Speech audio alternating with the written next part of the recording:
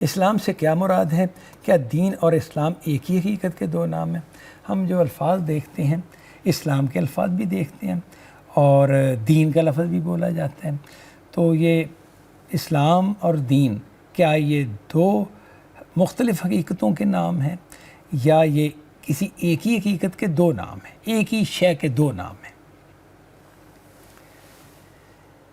تو اس میں اب یہ دیکھیں اس کا جواب، اس الحکمہ اور الشریعہ پر مبنی دین کا نام اسلام ہے۔ یہ بریکٹوں میں جو الحکمہ اور الشریعہ پر مبنی، یہ تو میں نے لکھے ہیں سہولت کے لیے، جو الاسلام کتاب کے الفاظ ہیں وہ الفاظ یہ ہیں کہ اس دین کا نام الاسلام ہے، اس دین کا نام اسلام ہے، اس کے الفاظ یہ ہیں۔ تو اس میں نے اس سے آگے واضح کر دیا کہ یہ دین جو ابھی ہم پڑھ چکے ہیں نا کہ یہ اس کے دو پہلو ہیں، ایک الحکمہ ہے اور ایک الشریعہ ہے، اور پھر الحکمہ میں ہم نے دیکھا کہ ایمانیات اور اخلاقیات آتی ہیں، اور الشریعہ میں قانون عبادات، قانون معاشرت، اور پھر آگے سارے جو قوانین 10 کی تعداد میں جو ہیں وہ سارے ہیں۔ تو یہ سارا کچھ جو ہے اس دین کا نام اسلام ہے، یعنی اس دین ہی کا نام اسلام ہے۔ اور اس کے بارے میں اللہ تعالیٰ نے اپنی کتاب میں فرمایا ہے کہ انسانوں سے وہ اس کے سوا ہرگز کوئی دوسرا دین قبول نہ کرے گا۔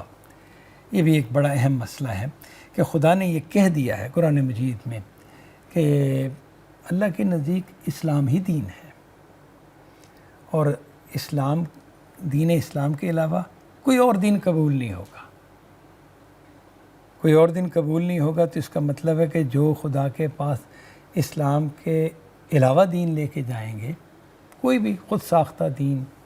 یا پہلے سے چلے آنے والا دین بغیر کسی عذر کے، یہ وضاحت کرنا اس میں ضروری ہے، تو وہ سزا پائیں گے، خدا کے ہم مجرم قرار پائیں گے۔ اس بات کو میں واضح کر دیتا ہوں کہ ایسا ہو سکتا ہے نا کہ کچھ لوگوں نے دین اسلام قبول کیا، وہ اسی میں پیدا ہوئے تھے، قبول کر لیا، یا انہوں نے پڑھا سمجھا تو انہوں نے محمد صلی اللہ علیہ وسلم کی اتباع اختیار کر لی، ان کے دین لائے ہوئے اسلام کو اختیار کر لیا۔ تو اس سے پہلے بھی تو انبیاء آئے تھے، جیسے موسیٰ علیہ السلام ہے، جن سے اپنے آپ کو منسوب کرتے ہیں، اور عیسیٰ علیہ السلام آئے تھے جن سے عیسائی اپنے آپ کو منسوب کرتے ہیں۔ تو ان کا کیا معاملہ ہے؟ وہ بھی تو اللہ ہی کی طرف سے تھے۔ قرآن کہتا ہے کہ موسیٰ علیہ السلام خدا کے سچے نبی تھے اور جلیل القدر بڑے رسولوں میں سے ہیں موسیٰ علیہ السلام، اور اسی طرح عیسیٰ علیہ السلام بھی بڑے رسولوں میں سے ہیں، یعنی وہ صرف نبی ہی نہیں تھے، رسالت کے مقام پر فائز تھے، وہ خدا کی عدالت تھے اپنی بنی اسرائیل کے اندر، اور ان کی دعوت کے بعد پھر فیصلہ کیا گیا تھا بنی اسرائیل کا کے حوالے سے، بہت بڑا فیصلہ کیا گیا تھا، ان سے دنیا کی امامت چھین لی گئی، اور پھر وہ امامت بنی اسماعیل کی اولاد میں محمد صلی اللہ علیہ وسلم اور ان کی قوم کے سپرد کی گئی تھی۔ تو اب یہ ان نبیوں کا کیا معاملہ ہے جو عیسائی ہیں، عیسیٰ علیہ السلام کو ماننے والے، اور جو یہودی ہیں موسیٰ علیہ السلام کو ماننے والے، یہ جب خدا کے پاس جائیں گے اور یہ ہوں محمد صلی اللہ علیہ وسلم کے زمانے کے لوگ، تو ایک تو یہ نا کہ محمد صلی اللہ علیہ وسلم کے آنے سے پہلے تو وہ جس رسول کا دور ہے اس رسول پر ایمان لانا ضروری ہے، اگر وہ ایمان لائے ہوئے ہیں تو ٹھیک ہے، کامیاب ہے انشاءاللہ، یعنی سچا ایمان لائے ہوئے ہیں۔ اور اگر یہ لوگ جو ہیں یہ محمد صلی اللہ علیہ وسلم کے دور میں، جب آگے بڑھتے بڑھتے ان کی نسل محمد صلی اللہ علیہ وسلم کے دور میں داخل ہو گئی، اور انہیں پتہ چلا کہ ایک نبی جو آنے والا تھا، ہماری کتابوں میں لکھا ہوا ہے، یہود کی کتابوں میں بھی ہے کہ ایک نبی آنے والا ہے، وہ اپنے خیال اور ذوم میں اصل عیسیٰ علیہ السلام کے انتظار میں ہیں۔ ان کا خیال ہے کہ یہ جو عیسیٰ ابن مریم تھے یہ سچے رسول نہیں تھے، یہ یہود کا خیال ہے۔ وہ کہتے ہیں کہ سچا مسیح جو ہے وہ آنا ہے ابھی، اور جو عیسائی تھے ان کے ذہن میں بھی ہے کہ ایک نبی آنے والا ہے جس کی بشارت ہماری کتابوں میں دی گئی ہے۔ تو وہ اگر اس آنے والے نبی کو قبول نہیں کرتے تو کیوں نہیں کرتے؟ اس کی دو پہلو ہو سکتے ہیں۔ ایک یہ ہے کہ وہ کسی غلط فہمی میں پڑے تھے اور ان کا خیال تھا کہ محمد صلی اللہ علیہ وسلم جو مکہ میں مبعوث ہوئے تھے یہ سچے نبی نہیں تھے، اور وہ اپنے اس خیال میں بالکل صادق جینون بالکل کہ نہیں ہم تک بات یہ پہنچی ہے، ہمیں ہمارے علماء نے یہ بتایا ہے کہ وہ سچے نبی نہیں تھے، ان کو قبول کرنا غلطی ہوگی، وہ تو جھوٹے نبی کو قبول کر لینا ہوگا۔ تو جو لوگ اس دھوکے میں آ گئے یا اس غلط فہمی میں پڑے رہے اور اس کے بعد انہوں نے پھر نبی صلی اللہ علیہ وسلم کی دعوت کو قبول نہیں کیا، لیکن وہ دل کے اخلاص کے ساتھ اس غلط فہمی میں تھے، تو عند اللہ ان کا یہ عذر انشاءاللہ مقبول ہوگا، اللہ تعالیٰ قبول کریں گے، اور ان کا جو دین اگر وہ عیسائیت ہے یا اگر وہ یہودیت ہے تو اس پر ان کا حساب ہوگا، وہ اور خدا کے ہاں کامیاب قرار پائیں گے اگر اس میں وہ سچے تھے۔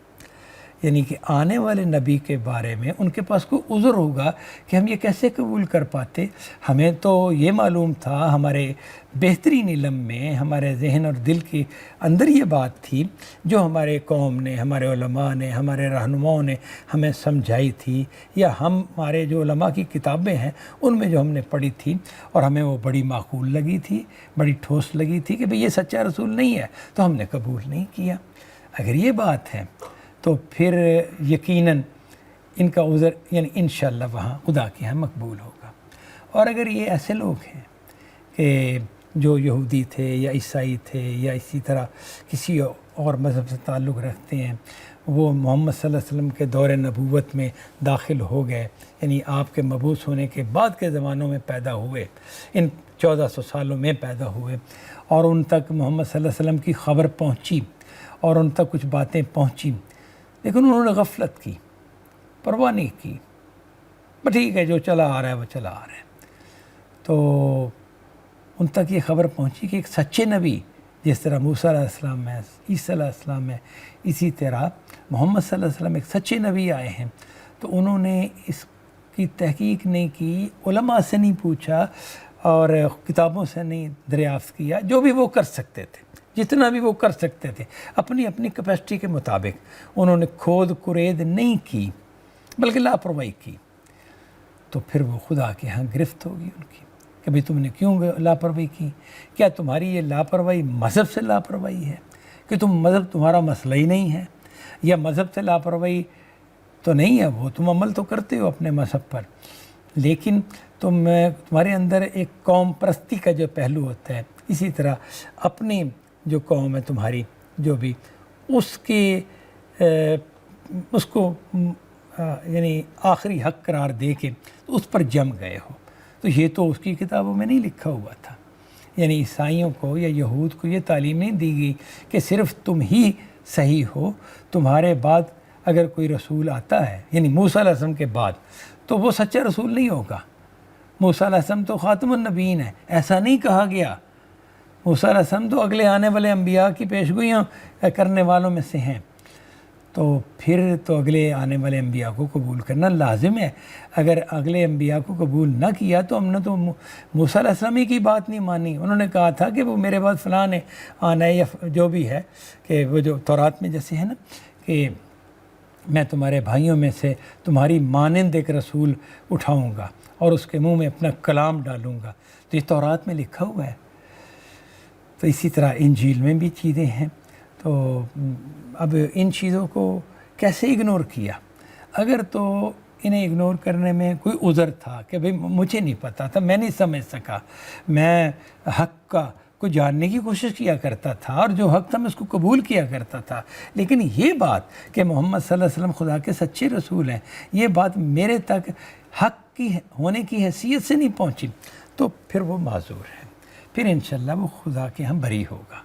اور اگر ایسا نہیں ہے، اس کی غفلت ہے، اس نے زیادتی کی، تو اس نے بہت بڑی غلطی کر دی، بہت بڑی غلطی کر دی کہ معلوم ہوا کہ وہ جانتا تھا کہ ایک سچا رسول آ چکا ہے اور اس نے پرواہ نہیں کی۔ یا جیسے کئی لوگ تو مذہبی کی پرواہ نہیں کرتے، وہ کہتے ہیں کہ خدا کی بات سن لو یا نہ سنو، دنیا میں تو کوئی برا نتیجہ نہیں نکل رہا نا اس وقت ہمارے ساتھ، تو ہم کیوں مانیں؟ تو وہ نہیں مانتے، تو پھر جو ان کے ساتھ ہوگا معاملہ غفلت کی بنا پر، لاپرواہی کی بنا پر، یعنی کہ جو خدائی سے لاپرواہی کرتے ہیں، یا جو خدا کی بات سے لاپرواہی کرتے ہیں، یا جو خدا کی اس بات سے لاپرواہی کرتے ہیں جو اس نے اپنے رسول کو بتائی اور اس کے رسول نے ہمیں بتائی، وہ خدا سے لاپرواہی کرنے والے ہیں، تو وہ خدا کے ہاں ان کی گرفت ہوگی۔ تو اب جب گرفت ہوگی تو یہ ہے وہ صورت کہ جس میں بتایا گیا کہ انسانوں سے اللہ تعالیٰ دین اسلام کے علاوہ کسی دین کو قبول نہیں کریں گے، جبکہ وہ جانتے ہوں گے کہ یہ دین اسلام ہی تو حق ہے، انہیں یہ واضح ہوگا۔ اگر کسی کو یہ واضح نہیں، اس کے اپنے حالات کی وجہ سے اس کے کوئی، لیکن وہ سچے دل سے حق کا طالب ہے، تو یہ بات اس سے متعلق نہیں ہے، وہ اس کا عذر عند اللہ انشاءاللہ قبول ہوگا۔